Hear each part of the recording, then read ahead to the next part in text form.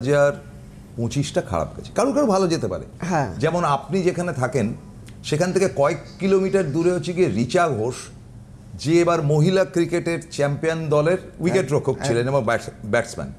ফলে এটা আপনাদের কাছে খুব একটা গর্বের ব্যাপার, প্রচণ্ড গর্বের ব্যাপার। এবং আপনি নিজেও আজকে এসে থেকেই রিচা সম্বন্ধে খুব উৎসাহী। ফলে একটা ঘটনা তো ঘটতেই পারে, রিচা এলো বা আমাদের ইন্ডিয়া চ্যাম্পিয়ন হলো, কিন্তু এটা দিয়ে তো জীবন চলবে না। একদম রিচার জীবন চলবে। রিচা তার জীবনকে তৈরি করে নিয়েছে, সবাই রিচা নয়। তো সেখান থেকে আমার প্রশ্নটা হচ্ছে যে 2025 ভালো মন্দতে গেছে, তার মধ্যে মন্দটাই ভয়ঙ্কর বেশি, মন্দর সংযোজনটাই বেশি। এইটা কিরকম আপনার কাছে রিফ্লেকশনটা কিরকম? প্রচুর, মানে এত হরোস্কোপ আমার কাছে এসছে যে প্রত্যেকটা হরোস্কোপের মধ্যে দেখছি বেশিরভাগ ক্ষেত্রেই যাদের মঙ্গল অত্যন্ত বলশালী শুভ দশা ছিল, অন্তর্দশাগুলো খুব ভেরি পজিটিভ, তাদের ক্ষেত্রেই একমাত্র কিন্তু এই 2025 সাল ভালো গেছে। সেই সংখ্যাটা খুবই নগণ্য ছিল। 2025 সালে প্রচুর মানুষের ক্ষয়ক্ষতির থেকে শুরু করে বন্যা, কত মানুষের ক্ষতি হলো, পাঞ্জাব, এদিকে বিভিন্ন জায়গায়, হ্যাঁ, হরিয়ানা, উত্তরবঙ্গের বিমান দুর্ঘটনার থেকে শুরু করে 2025 সালে কি হয়নি, প্রচুর রকম আমরা প্রচুর লোককে হারিয়েছি, প্রচুর ঘটনা কিন্তু সম্মুখীন কিন্তু আমরা 2025 সালে আমরা কিন্তু দেখেছি। এই যে মঙ্গল আমরা বলাই আছে ধরণী গর্ভ সম্ভূতং বিদ্যুৎ পুঞ্জ সমপ্রভাম কুমারং শক্তি হন্তঞ্চ লোহিতাঙ্গাং প্রণমাহাম।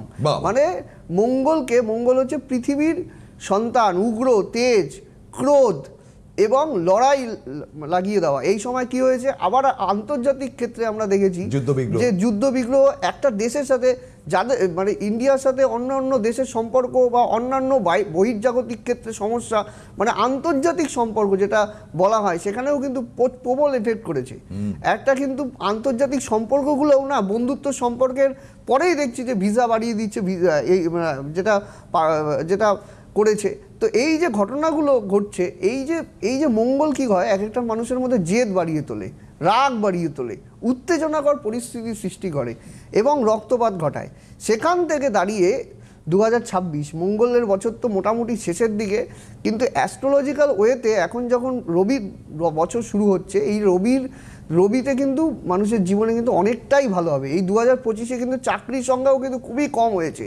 2025 সালে চাকরি বাকরির ক্ষেত্রের যদি আমরা নিরিখে দেখি, সেক্ষেত্রেও কিন্তু প্রচণ্ড কেন্দ্রীয় বিভাগ বলুন বা রাজ্য সরকার বলুন বা প্রাইভেট অর্গানাইজেশন বলুন, সব জায়গায় কিন্তু একটা চাকরি নিয়ে একটা টানামানি চলেছে, প্রচুর কিন্তু কর্মী ছাঁটাই হয়েছে, প্রচুর কিন্তু গণ্ডগোল হয়েছে। কিন্তু এই 2026 কিন্তু এক্ষেত্রে কিন্তু একটা খুব ভালো রেজাল্ট দেবে।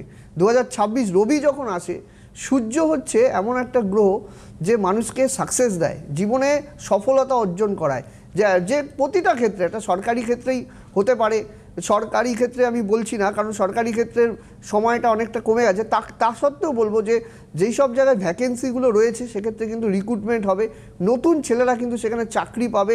রবি মানে কর্মসংস্থান, নাম, যশ, খ্যাতি এগুলো কিন্তু দেয়।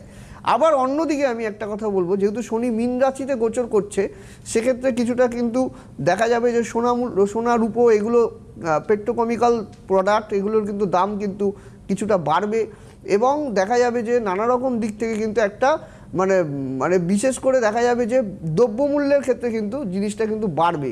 অন্যদিক থেকে কিন্তু চাকরি বাকরি কর্মসংস্থানের ক্ষেত্রে এই 2026 সালটা কিন্তু অনেকটাই উত্তম। প্রচুর বছর থেকে, হয়তো 7-8 বছর থেকে মিলিয়ে দেখবেন, বছরের শেষে গিয়েও আমার এই প্রোগ্রামটা দেখবেন যে 2026 সাল, 25 সালের বা 2024 সাল, 23 সালের অনেক চাকরি, ঝুলে থাকা চাকরি কিন্তু 2026 সালে কিন্তু খুলে যাবে, তারা কিন্তু চাকরি পাবে।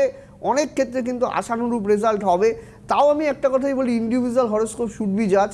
প্রত্যেকটা হরোস্কোপকে দেখতে হয়, যদি আপনার হরোস্কোপের মধ্যে সেই গ্রহ বলবত্তা থাকে এবং নাক্ষত্রিক সংযোগ যদি ভালো থাকে, দশা যদি ভালো থাকে, তবে কিন্তু সেই ক্ষেত্রে কিন্তু আপনার কর্মের ক্ষেত্রে বিশাল কিন্তু একটা পজিটিভ আশা কিন্তু করা যাচ্ছে।